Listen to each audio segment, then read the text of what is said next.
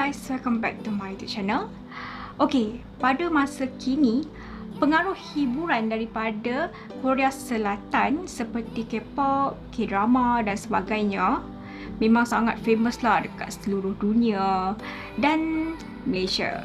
Maka tidak hairanlah kita dapat melihat ramai kenalan kita yang pergi bercuti ke Korea Selatan. Jika dilihat daripada sejarah, negara Malaysia dan Korea Selatan memang mempunyai hubungan baik sejak dulu lagi. Baik daripada aspek pelaburan ekonomi, budaya dan pendidikan.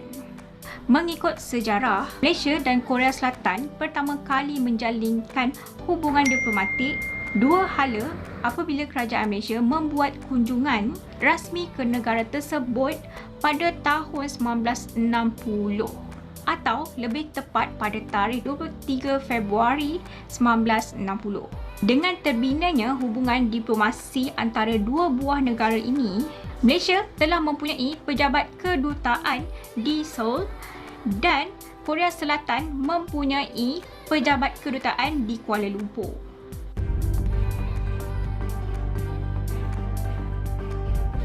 Tahun 2020 yang lalu merupakan ulang tahun yang ke-60 hubungan baik antara kedua-dua negara. Lebih menarik, terdapat sebuah video di YouTube yang dihasilkan oleh produser tempatan di negara tersebut mengenai kewujudan sebuah jabatan di Korea Selatan yang bernama Jabatan Malaysia. Terletak di Pajusi. Kisah mengenai jabatan ini menjadi popular kerana pendedahan seorang rakyat Korea Selatan sendiri pada November 2020. Seorang wanita tempatan terlihat akan nama Jabatan Malaysia ketika menggunakan aplikasi peta di dalam telefon bimbitnya. Maka dia ke sana untuk melihat dengan lebih jelas mengapa jabatan tersebut diberi nama Malaysia. Di tepi jabatan ini terdapat sebuah batu kuning yang turut memaparkan maklumat mengenai jabatan yang menjadi bukti hubungan baik antara Malaysia dan Korea Selatan ini. Jelas kelihatan jabatan tersebut diberi nama Malaysia Gyo, di mana Malaysia merupakan sebutan lama orang Korea Selatan untuk Malaysia. Menurut tulisan yang terpampang di situ juga, jabatan ini telah disiapkan pada 25 Ogos 1966 dan kerja-kerja pembinaannya telah disempurnakan oleh syarikat Han Hueng Public Corporation.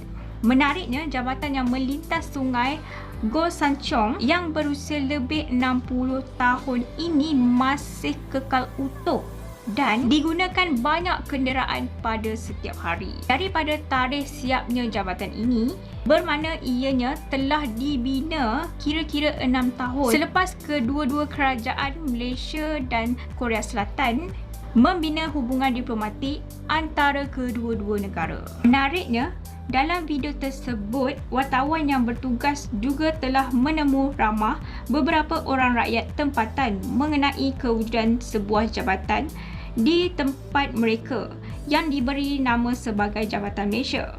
Ternyata ada antara mereka yang tahu mengenainya dan tidak kurang juga yang langsung tidak mengetahui nama jabatan tersebut. Menurut seorang lelaki yang rumahnya terletak berdekatan jabatan tersebut, jabatan itu telah diberi nama Malaysia disebabkan negara kita yang sangat bermurah hati pada ketika itu untuk menghulurkan sumbangan kewangan bagi menyiapkan pembinaan jabatan tersebut yang merupakan jalan penghubung rakyat setempat melintas di sebuah sungai kecil itu.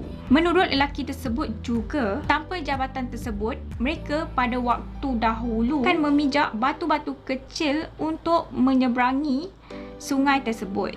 Malangnya, apabila musim hujan tiba dan air mula naik, kanak-kanak tidak dapat pergi ke sekolah kerana paras air yang tinggi, menghalang mereka daripada menyeberangi sungai tersebut. Mendapat bantuan kewangan bagi pembinaan jabatan tersebut, lelaki tersebut menjawab tidak pasti. Namun, mungkin merupakan antara bandar yang terawal di Korea Selatan pada ketika itu. Secara geografinya, kawasan ini terletak kira-kira 1 jam perjalanan dari Seoul.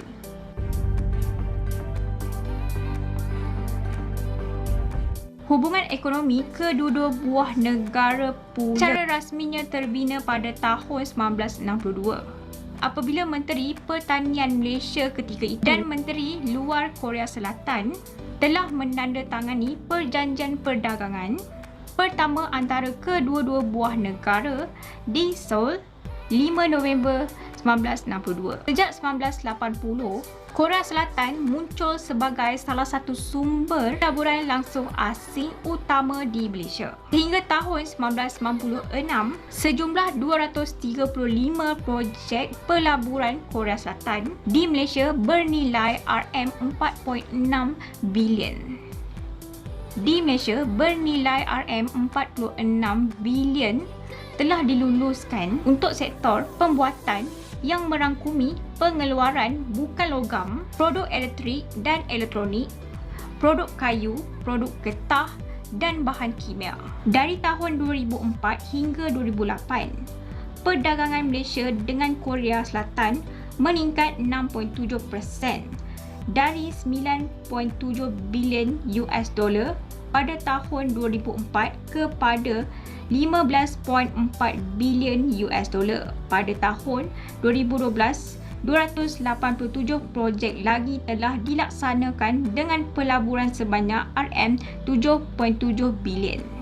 Kehadiran mereka di Korea Selatan hasil daripada idea pandang ke timur bekas Perdana Menteri Tun Mahathir Mohamad yang mendorong rakyat Malaysia untuk belajar dan mencontohi sikap dan etika kerja Korea Selatan dan Jepun. Pada tahun 2008, Kerajaan Korea Selatan bermurah hati memberikan beasiswa sejumlah RM8 juta kepada 41 pelajar Malaysia untuk menyokong mereka melanjutkan pelajaran ke peringkat master. Satu persoalan yang mungkin timbul, mengapakah kerajaan Malaysia bermurah hati menyalurkan bantuan kewangan bagi pembinaan jabatan ini satu ketika dahulu?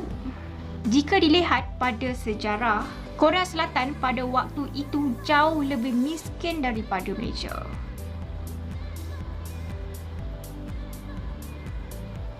Menariknya, selepas 60 tahun kemudian, ternyata Korea Selatan kini jauh lebih maju dalam segenap aspek jika dibandingkan dengan Malaysia. Malah, jenama-jenama besar seperti Samsung, Hyundai dan LG juga berasal daripada negara ini. Agaknya, kenapa Malaysia tak maju seperti Korea Selatan? Kalau korang ada pendapat, korang boleh komen dekat bawah, okey? Dan sampai sini sajalah video kali ini. Harap korang enjoy, dan kalau korang enjoy, please like, share dan subscribe. Thank you for watching. Assalamualaikum dan bye-bye. You can't go back, that ass back. You can't go back, that ass so